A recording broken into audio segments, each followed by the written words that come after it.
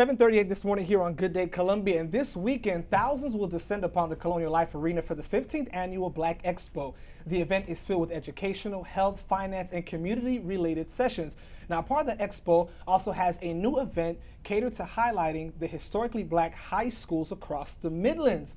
Joining me now, I'm having such a great time. All of these fine men and women here with me this morning, ranging from graduations from local high schools here from the 50s going down to the 60s. We're going to go ahead and get started with Miss Dolores. Miss Dolores Washington, C.A. Johnson, class of 1953.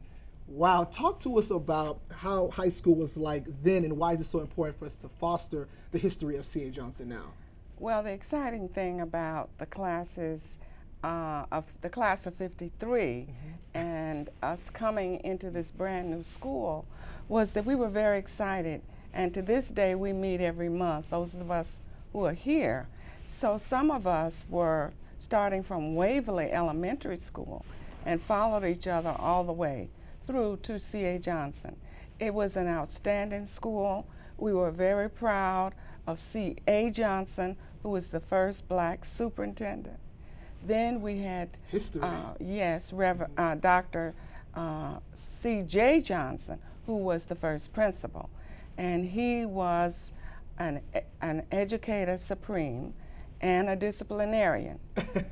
And we, I believe, really grew into who we are because of the coalition between our parents and between the school.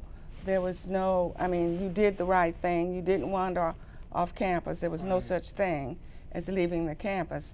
And I think most of us really knew that we wanted to excel. And we feel truly blessed that all of us did in some way, either entrepreneurs or doctors, attorneys. So like the rest of the classes, we have really high achievers. Gotcha. Lakeview High School. Mr. Eugene, 1968. 1968.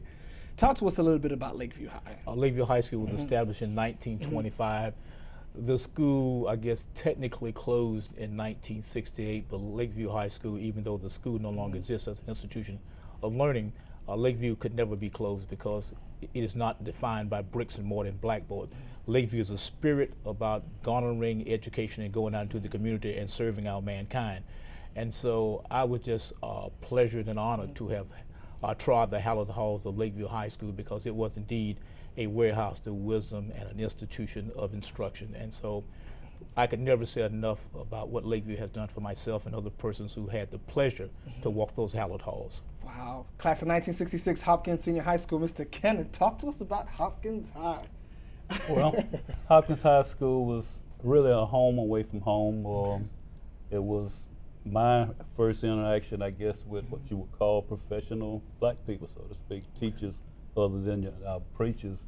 But we had people like Mr. Brown that made sure that we respected each other as well as ourselves. Wow. Our first principal, U.R. Barber, he served there a long time, and Hopkins has a distinction of having had only 3 principals over the years, and so we're just a close-knit family all together. Great history. And last but not least, Booker T. Washington, class of 1968. Ms. Kahn, talk to us about Booker T. Washington. Well, I could say that Booker T. Washington opened its doors in 1916, and we closed the doors in 1974.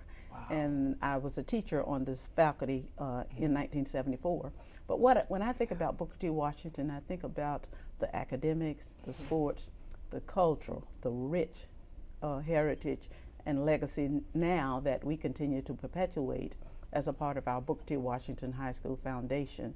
So Booker T. Washington meant so much to the entire community for so many years because as you recall, or may recall, we were the only high school in the Midlands area for a long, long time before A.C.A. Johnson and even a Hopkins, but I'm not sure about Lakeview. So we had students to attend our school from all across the Midlands area and even beyond. And so we attempt to continue to perpetuate that legacy now as a part of our Booker T. Washington High School Foundation that we established in 1976.